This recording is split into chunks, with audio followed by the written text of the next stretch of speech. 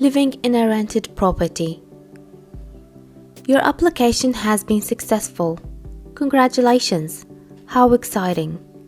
Before you get the keys, there are a few things that need to be done. The next step is to sign the lease, also known as the residential tenancy agreement. Your case manager will support you to do this.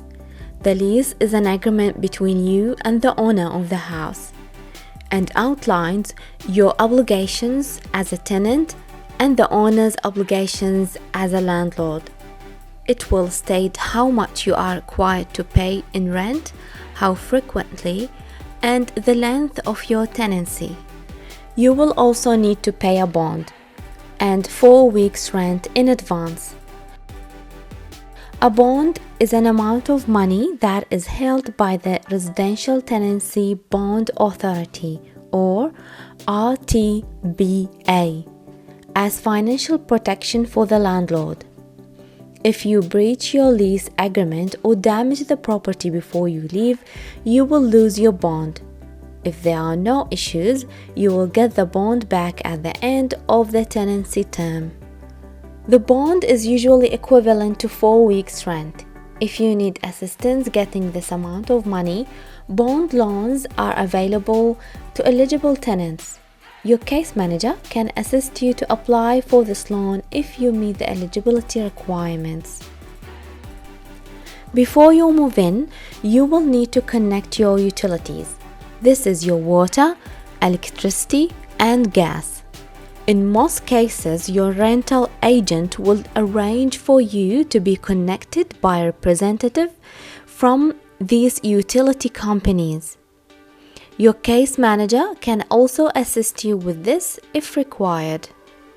Once you are given the keys to the home, you will also be given an entry condition report.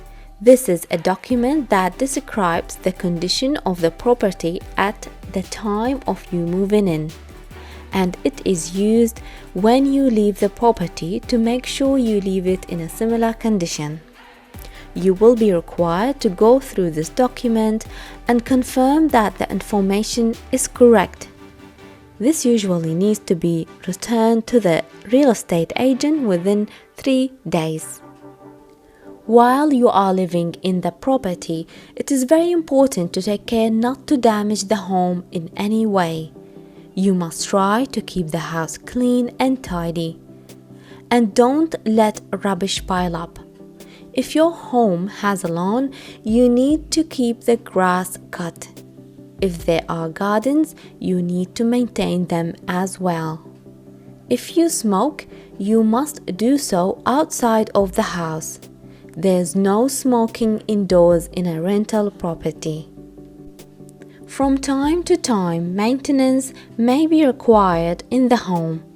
Small things like changing light bulbs and dipping taps will be your responsibility to fix.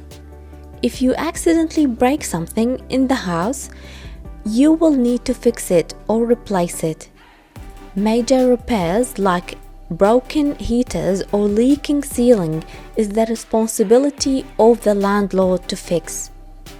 If you have an issue and you are not sure who is responsible, always check with the real estate agent first. At the end of your lease term, you may be given the option to renew your lease and stay in the house, or you may choose to leave and live somewhere else, or you may be asked to leave. If you choose to leave at the end of your lease agreement, you will need to provide the real estate agent 1 month's notice. If you decide to leave the house before the end of your lease, there will be fees, and you may be required to keep paying until a new tenant moves in.